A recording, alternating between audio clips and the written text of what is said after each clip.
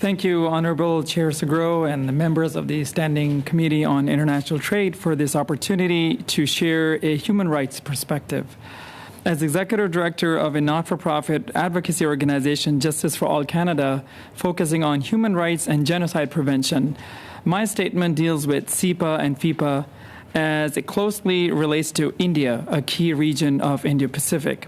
Even though CEPA and FIPA have not yet been signed, Canada should not facilitate investment pathways with India at the expense of human rights and safety of persecuted religious minorities in the country. India is governed by Bharatiya Janata Party, or BJP, a right-wing nationalist group guided by Hindutva ideology that envisions India as a nation for Hindus only, promoting a belief that Muslims, Christians, Sikhs, Dalits, and Adivasis are second-class citizens. Human Rights Watch and Amnesty International have long documented the Indian government's exclusionary framework that gives tacit support to right-wing groups to threaten, attack, discriminate against religious minorities with impunity. 90% of religiously motivated hate crimes between 2009 and 2018 in India occurred since the BJP came to power in 2014. 83% of these attackers were affiliated with right-wing organizations. 62% of the victims were Muslim. 66% of recorded hate crimes were against Dalit minorities in 2019. And in 2021 alone, 305 attacks took place against Christian communities and places of worship. The BJP government has instituted notorious citizenship laws that disproportionately target over 200 Indian Muslims. Citizenship Amendment Act, or CAA, for instance, is a law that protects minorities from several countries surrounding India, but conveniently excludes Muslim refugees. The United Nations described the CAA as fundamentally discriminatory.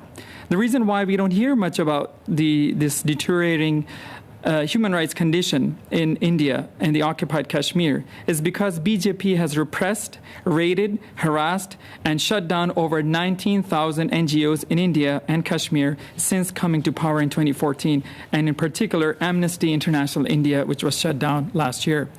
Genocide Watch has issued 2 genocide warnings concerning Muslims in India. According to the U.S. Holocaust Memorial Museum, India ranks second in its early warning project statistical risk assessment. The United States Commission on International Religious Freedom, or USCIRF, has recently demonstrated the rising threat to Indian minority communities under the BJP government. In December 2021, more recently, during a Hindu religious parliament, prominent Hindutva leaders with close ties to BJP leadership publicly called for genocide against Indian Muslims and other minorities. After these genocide calls took place, state authorities began indiscriminately demolishing properties and homes of Muslims. Recently, a high court in South India's Karnataka state has upheld a discriminatory hijab ban restricting Muslim girls from obtaining an education in the state of Karnataka. India wants to be friends with Canada while it continues working with Russia. The Canadian government has swiftly responded to the Ukrainian crisis while remaining silent over BJP's crimes against humanity. This indicates a strong double standard with regards to implementing CEPA and FIPA. In conclusion, Justice for All Canada recommends the following. The Standing Committee on International Trade is urged to enforce compliance with international conventions on human rights and protection of minorities as a precondition to any economic and trade relations with India. Canada's re-engagement with India on CEPA and FIPA must be contingent on India's commitment to take concrete policy actions to protect its vulnerable minorities.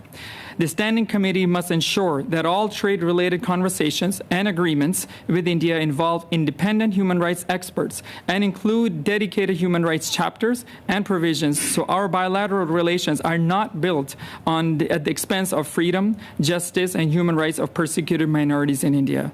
We understand that India is a high priority partner for Canada but the Canadian government must prioritize developing progress agreements and that rather promote and protect human rights of vulnerable minorities in Canada. Canada should not overlook India's human rights violations and not treat India as a counterweight to China. Thank you very much. Thank you very much. All of that information was very informative. So